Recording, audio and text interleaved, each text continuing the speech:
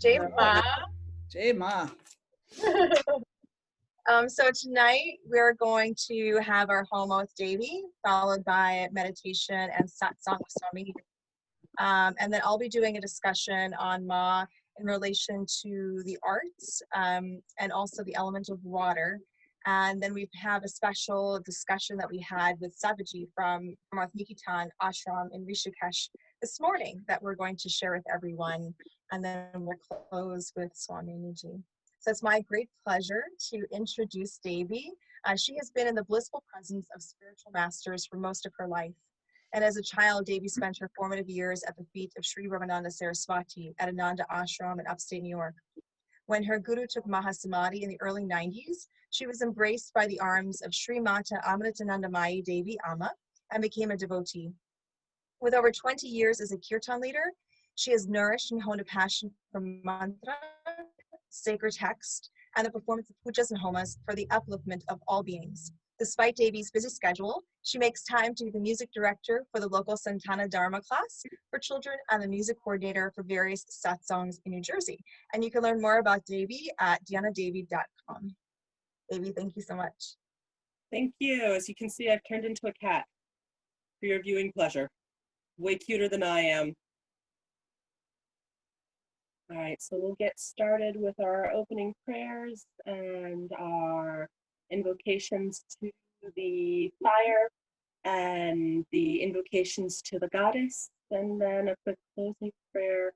And the closing prayer that I do, just so everybody knows, the translation of it, it's one of my favorite things actually to do anytime I do any type of ceremony, is to acknowledge that we don't know everything. All the knowledge in the world, there's even a story where Sarasvati Ma is found studying. You know, the goddess of all wisdom, who created all forms of knowledge. You know, Brahma, Vishnu, and Shiva go to visit her and they find her studying a book because she's still acquiring more knowledge. So the acknowledgement that we don't know everything, we don't know if we're doing the right thing, and to always ask for forgiveness for everything that we do. And it's whatever little puja or worship that has been performed by me, although it is without devotion, without proper mantras, without the proper performance, please let that become full and complete by your grace. Because as we've been saying throughout these past, 9 days, there's nothing that's not her. All actions are hers, all thoughts are hers, all hearts are hers. So therefore, we acknowledge in everything that we do that everything belongs to her. And so with your permission, we'll get started.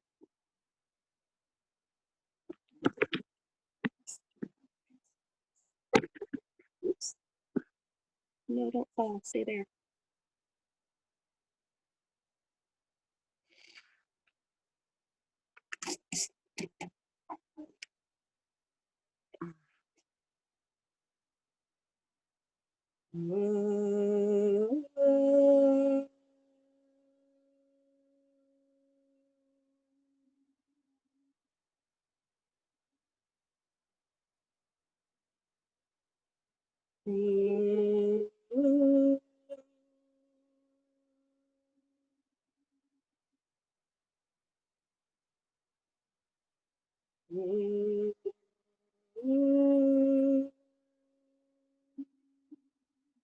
Om Sri Guru Myo Namaha Hari Om Dhyayamana Bhagavatim Tejayim Nishtakim Snigdhatum Gavimukhanim Bhagavatim Mandasmita Shrimukhim Vatsalyamritavaishanim Sumaturam Sankirtanalapanim Yamangi Madhusikta Sukhim Amritanandatmi Gameshwari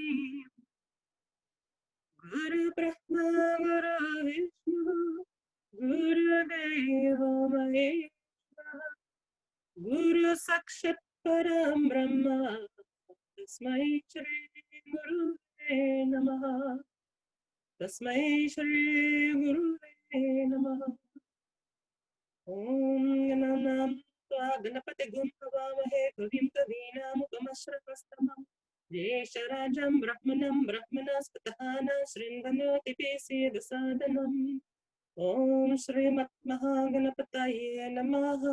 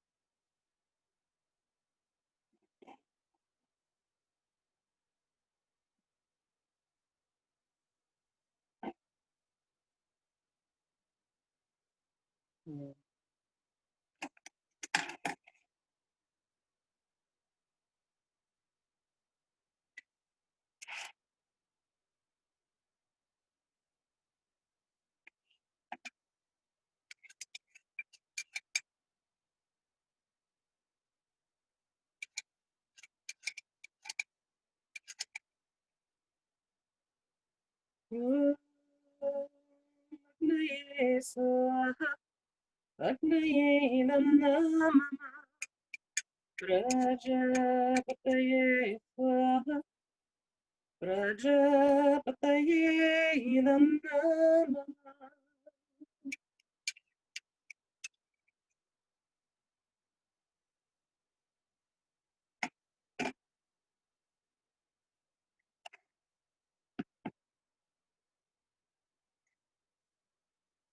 ॐ भूर्भुवस्सुवः तत्सवितुर्वरेण्यं भर्गो देवस्य धीमहि धियो यो नः प्रचोदयात्। ॐ स्वाहा ॐ भूर्भुवस्सुवः तत्सवितुर्वरेण्यं भर्गो देवस्य धीमहि धियो यो नः प्रचोदयात्। ॐ स्वाहा ॐ त्र्यम्बकं यजामहे सुगन्धिं पुष्टिवर्धनम् उर्वारुकमिव बन्धनं मृत्युर्मुक्षीयमामृतम्। ॐ त्र्यम्बकं यजामहे सुगन्धिं पुष्टिवर्धनम् उर्वारुकमिव बन्धनं मृत्युर्मुक्षीयमामृतम्। ॐ स्वाहा ॐ त्र्यम्बकं यजामहे सुगन्धिं पुष्टिवर्धनम् उर्वारुकमिव बन्धनं मृत्युर्मुक्षीयमामृतम्। ॐ स्वाहा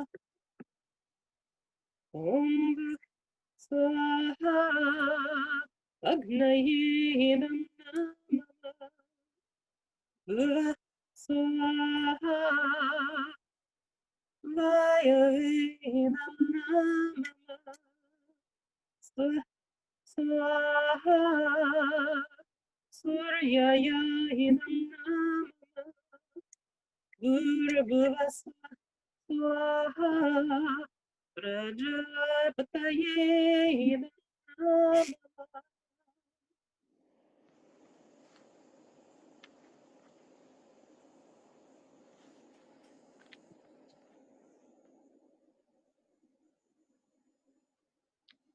Om Devi Siddhidatriye Swaha.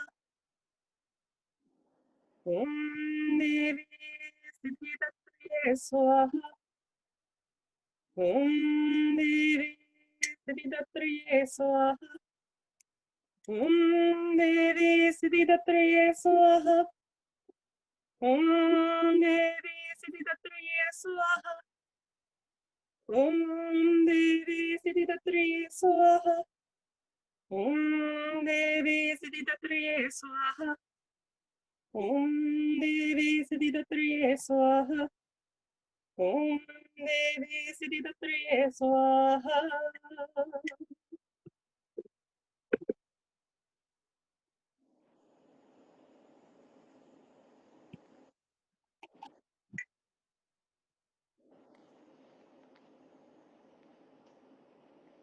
Mantilam Kriyahilam Bhaktihinam Maheshwari Yadvojitam Maya Devi Paripurnam Dadastate.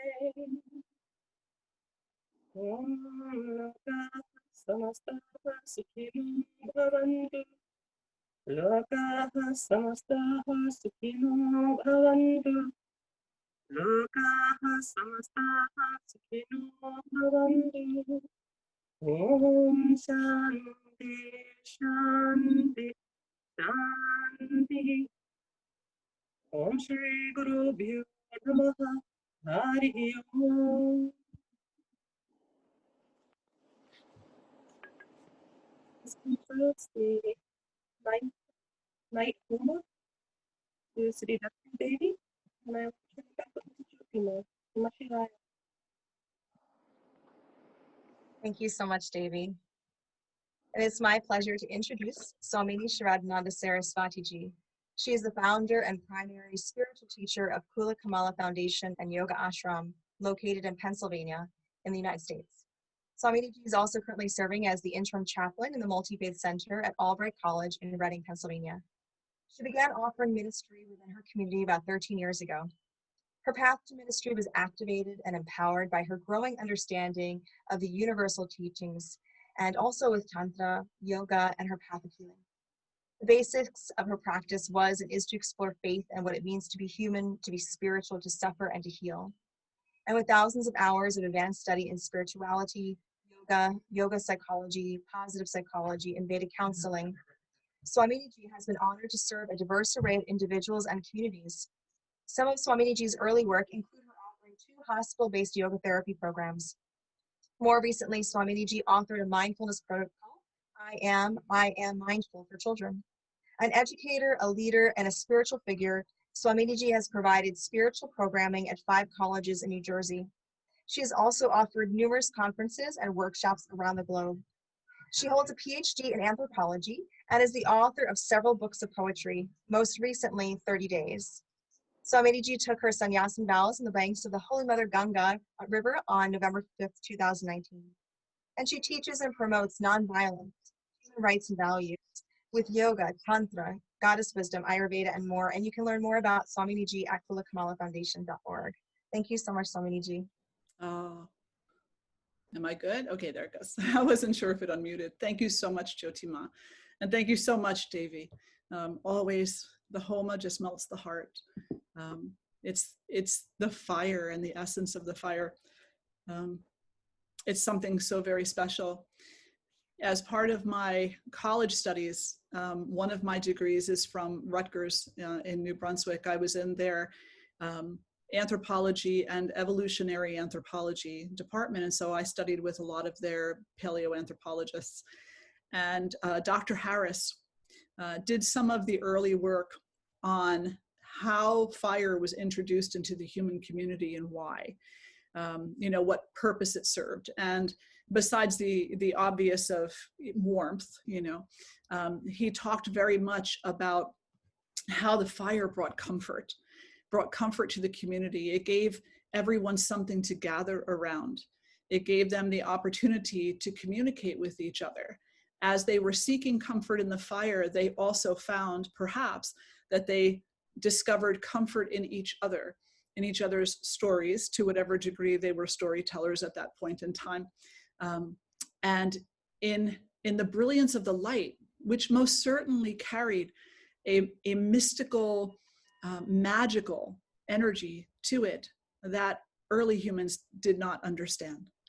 And so here we are, thousands upon thousands upon thousands of years later, still taken by the fire, still mesmerized by its mystery, still coming together to share in community, in Sangha, in stories, and in love.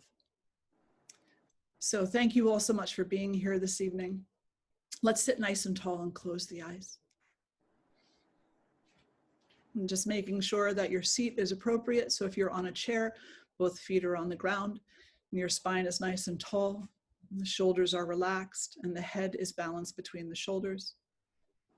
And if you're sitting on the floor, you're sitting in an appropriate position where your body is well aligned, strong, easeful, comfortable, but not slouching. And just take these moments to connect with your breath.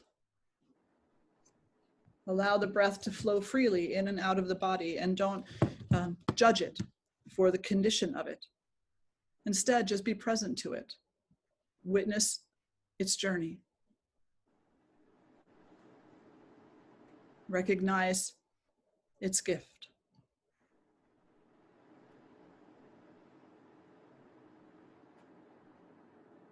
Recognize its mystery.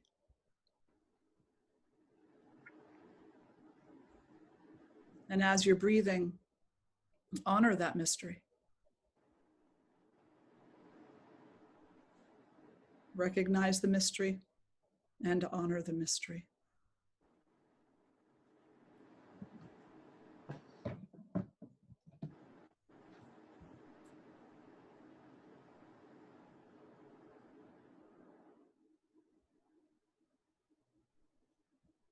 And taking a few breaths here in silence, perhaps coming into an intention of your own making.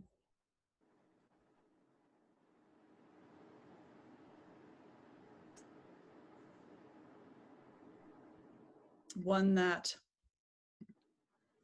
has deep meaning for you. Maybe you are currently searching.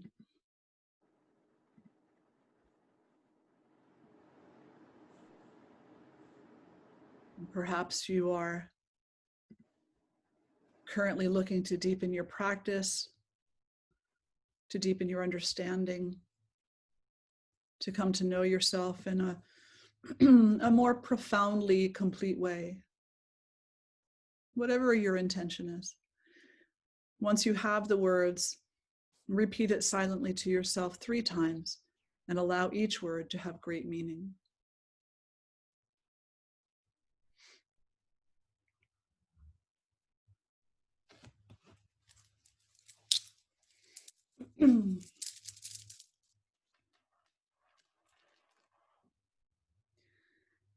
And then we're going to continue our concentration practice with a japa meditation, or a japa concentration practice. We will be chanting, excuse me, Om Devi Siddhidatri Nama. And so I have this, I've shared my screen, it's up on the screen for you. Hopefully everybody can see that. And so just allowing the heart to be clear, as if you're preparing your heart to be a sanctuary, a place welcoming the mother, welcoming the essence of that divine, feminine goddess, the one who brings you all the gifts that you could ever ask for. And filling the heart with gratitude so that this sanctuary is warm and welcoming, a place where she will enjoy being.